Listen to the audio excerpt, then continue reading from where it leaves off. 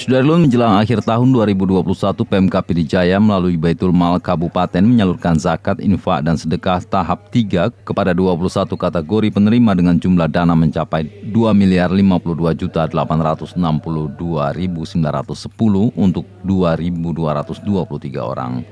Prosesi penyerahan ZIS dilakukan oleh Bupati Ayub bin Abbas bersama Wakil Bupati Said Mulyadi, Sekda Jailani Beramat, Asisten 1 Abu Bakar Usman, dan Kepala BMK Tengku Hamarzuki HM Ali, serta Kepala Sekretariat Dr. Andes Akrami di Aula Cotring 2 Kantor Bupati setempat Selasa 28 Desember 2021 siang.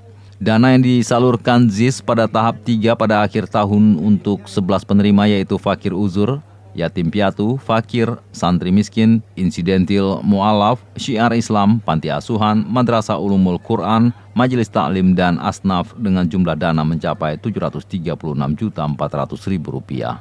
Lalu untuk bantuan modal usaha, kader tahfiz Quran, santunan anak miskin atau anak yatim, guru pengajian miskin, disabilitas, usaha miskin dengan jumlah sekitar Rp757 juta. Dana pembangunan rumah senif miskin, dana renovasi rumah senif miskin dengan jumlah dana Rp524 juta. Terakhir bantuan untuk 153 instansi yaitu pengembalian hak unit pengumpul zakat atau UPZ dengan jumlah dana Rp34.462.910. Dari PD, Idris Ismail, Serambion TV.